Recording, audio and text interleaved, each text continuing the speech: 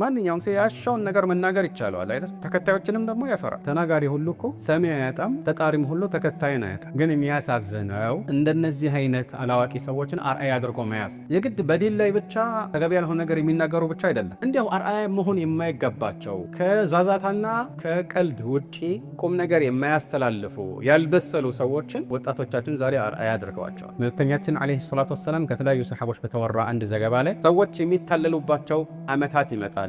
ውሸታም እውነተኛ ተደርጎ የሚታመንበት፣ በተቃራኒው እውነተኛው ደግሞ እንደ ውሸታም የሚወሰድበት፣ ታማኙ ከዳተኛ የሚደረግበት፣ ከዳተኛው ታማኝ የሚደረግበት ሩወይቢዳዎች የሚናገሩባቸው አመታት ይመጣሉ።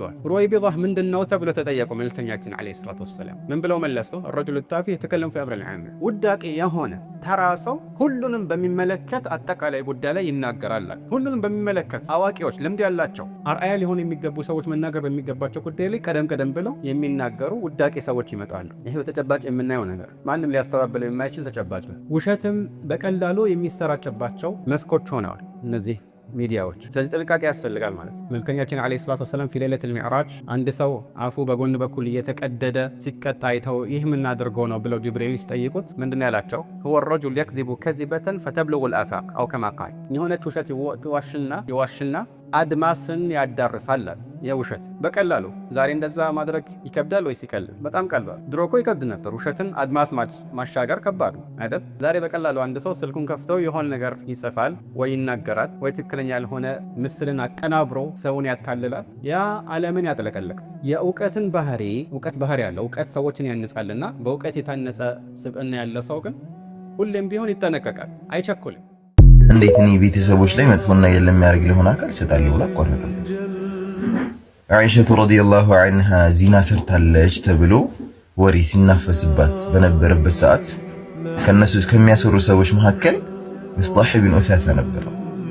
ከነሱ መካከል ነበር። በዛ ሰዓት ለምስጣህ ነፈቃ የሚያደርግለት ወይ ደግሞ የገንዘብ ድጋፍ ለመኖሪያ ገንዘብ የሚሰጠው አቡበክር ሲዲቅ ማለት የአይሸቱ ረዲየላሁ ዐንሃ አባት ማለት ነው። እና በሰዓቱ ያን ወሬ ሲያስወራ አቡበክር ተናደደና አቋረጠበት። ከዚህ በኋላ አልሰጠውም ማለት ለዚህ አይነት ነገር እርዳታ እንዴት እኔ ቤተሰቦች ላይ መጥፎና የለም ያርግ ለሆነ አካል ሰጣለሁ ብላ አቋረጠበት። ከዛ አላሁ ሱብሓነሁ ወተዓላ ምን እንዳለ ታውቃለች? ወልየዕፉ ወልየስፈሑ አላ ቱሒቡነ አን የግፊረ አላሁ ለኩም ወላሁ ገፉሩ ረሒም። ይቅር ይበሉ፣ የተፈጠረውን ነገር ነው እንዳልተፈጠረ ይለፉት፣ አውፍ ብለው ይለፉታል አላሁ ሱብሓነሁ ወተዓላ። አላህ ወንጀሎቻችሁን እንዲምር አትፈልጉም እንዴ? ፍላጎት የላችሁም እንዴ? አላህ ሱብሓነሁ ወተዓላ። አላህ እኮ መሐሪና አዛኝ ሆነ ጌታ። አቡበክር ሲዲቅ ሲሰማኝ ደነገጠ። በላ ወላሂ አው ጌታችን ሆይ ኢኒ ኡሂቡ አን የግፊረ አላሁ ሊ፣ አላሁ ሱብሓነሁ ወተዓላ ወንጀሌን እንዲምርልኝ እፈልጋለሁ። ከተቀጠለለት ከዚህ ኢብራው በሰውየው ስራ አይደለም ያንተ ማንነት ነው። የሆነ ሰው መጥፎ ቢያደርግብህ ያንተ ማንነት ነው የሚወስነው። አውፍ ማለት አለብህ። الجزاء من جنس العمل. الله أكبر. سبحان ربي العظيم سبحان ربي العظيم سبحان ربي العظيم. سمع الله من حمده. ተመለስ والله ተመለስ።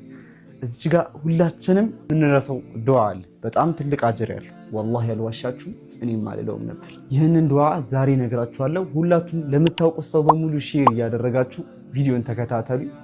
الله أكبر. سبحان ربي العظيم سبحان ربي العظيم سبحان ربي العظيم. خشع لك سمعي وبصري ومخي وعظمي وعصبي. سمع الله لمن حمده. السلام عليكم. شيرارك ሙዚቃና ዘፈን ላይ ብዙ ሰዎች የሚስቱት ቁም ነገር ሙዚቃ የተከለከለበትን ጥበብ ህክማ ስናወሳ እኔ እንደዚህ አድርጌ አልተከሰተም የሚል ሰው አለ።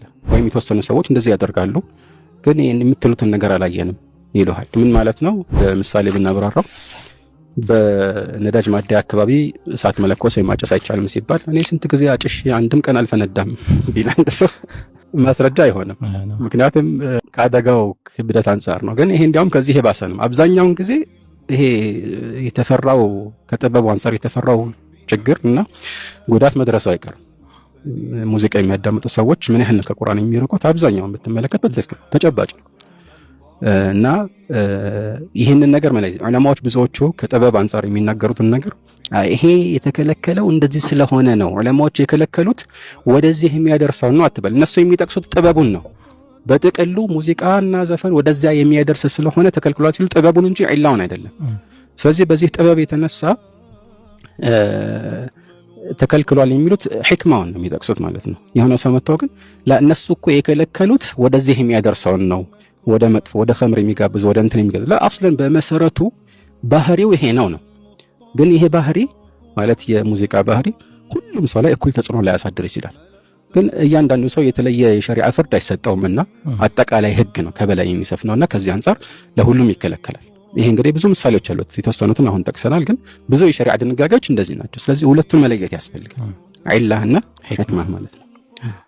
فتبسم ضاحكا من قولها وقال رب أوزعني أن أشكر نعمتك التي أنعمت علي وعلى والدي وأن أعمل صالحا